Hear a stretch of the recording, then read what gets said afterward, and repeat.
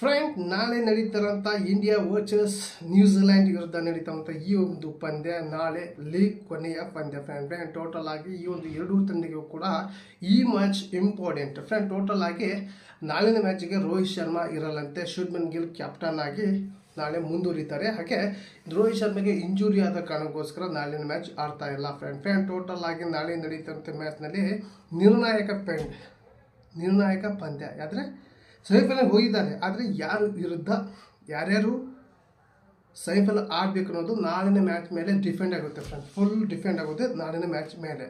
ಅವ್ರಿಗೆ ಆಸ್ಟ್ರೇಲಿಯಾ ಪರವಾಗಿ ಆಡಬೇಕು, ಆಸ್ಟ್ರೇಲಿಯಾ ವಿರುದ್ಧ ಆಡಬೇಕು ಅಥವಾ ಸೌತ್ ಆಫ್ರಿಕಾ ವಿರುದ್ಧ ಸೆಮಿಫೈನಲ್ ಆಡಬೇಕು ಅನ್ನೋದು ಕೂಡ ಡೌಟ್ ಇದೆ.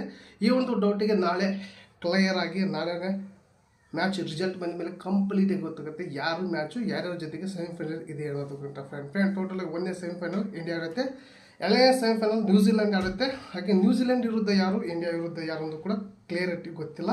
ಟೋಟಲ್ ಆಗಿ ನಾಳೆ ಹೈ ವೋಲ್ಟೇಜ್ ಪಂದ್ಯ, ಎರಡೂ ಕಡೆ ಫೈಟ್ ಇದೆ ಫ್ರೆಂಡ್. ಟೋಟಲ್ ಆಗಿ ಇಲ್ಲಿ ಕೇನ್ ವಿಲಿಯಮ್ಸನ್, ರಚಿನ್ ರವೀಂದ್ರ, ತಾಂಬುಲಾತಮ್ ಈ ಕಡೆ ಇದ್ದರೆ, ಈ ಕಡೆ ವಿರಾಟ್ ಕೊಹ್ಲಿ, ಶುಭ್ಮನ್ ಗಿಲ್,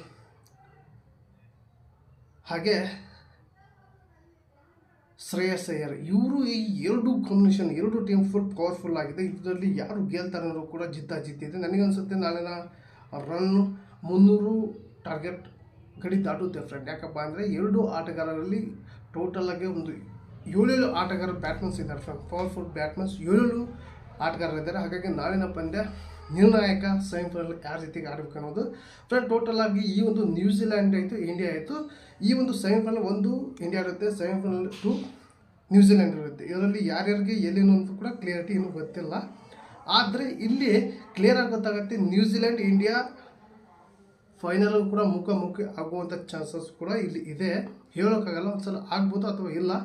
ಆದರೆ ನಾಳಿನ ಮ್ಯಾಚ್ ಪ್ರಾಕ್ಟೀಸ್ ಆಗುತ್ತೆ, ಫೈನಲ್ ಮ್ಯಾಚ್ ರಿಯಲ್ ಆಗುತ್ತೆ ಫ್ರೆಂಡ್. ಟೋಟಲ್ ಆಗಿ ನಾಳೆಗೆ ಈಗ ಮೇನು ಇಂಪಾರ್ಟೆಂಟ್ ಏನಪ್ಪ ಅಂದರೆ ಯಾರ್ಯಾರ ವಿರುದ್ಧ ಯಾರ್ಯಾರು ಆಡಬೇಕು ಅನ್ನೋದು ಕೂಡ ನಾಳಿನ ಮ್ಯಾಚ್ ಡಿಫೆಂಡ್ ಆಗುತ್ತೆ. ಇಂದು England versus South Africa match.